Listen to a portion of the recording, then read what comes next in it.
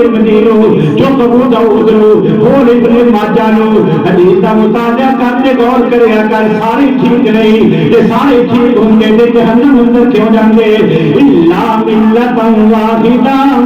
ایک جماعت لبڑی تمہیں ان سے سنگنے لگے ہون گے انہاں دی کوئی خاص انسانی نہیں ہوئے گی پیغمبر فرماتے ہیں مالا علیہ و صحابی وہ لبڑی نے میرے طریقے تے چلن والے ہون گے میرے صحابہ دے نقش قدم تے چلن والی جماعت ہوئے گی ہاں دوسری بات اندر نبی پاک نے فرمایا وادی الجماعت یہ نبی کی جماعت ہے یہ میرے تے میرے صحابہ دے طریقے تے چل کے زندگی بسر کرے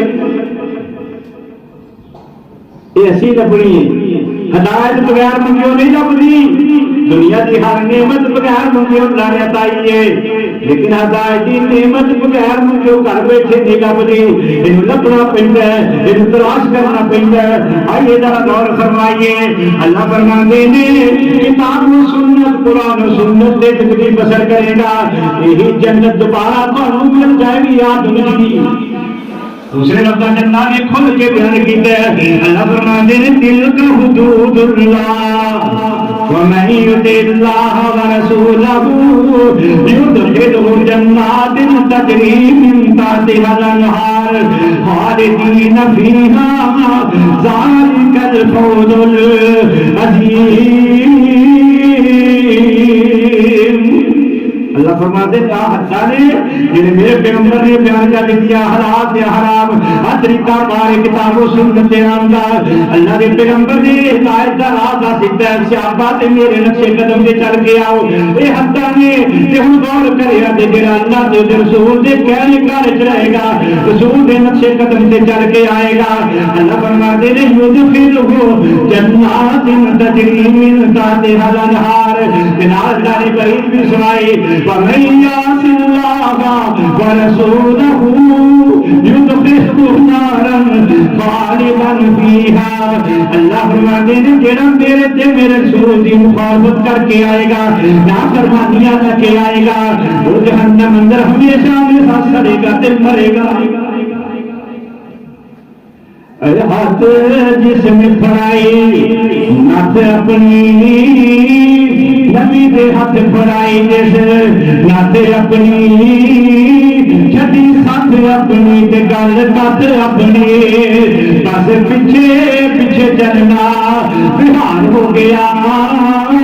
جدا پاک نبی دے سنگ پیار ہو گیا پاویں لکھ گنہگار بیڑا پار ہو گیا جدی نبی کے در دے رسائی ہو گئی جدی نبی کے در دے رسائی ہو گئی وہ دے اوگنا دے پاپا دی تلائی ہو گئی وہ دا دوزخ بلیارو گلزار ہو گیا جدا پاک نبی دے سنگ پیار ہو گیا پاویں لکھ گنہگار بیڑا پار ہو گیا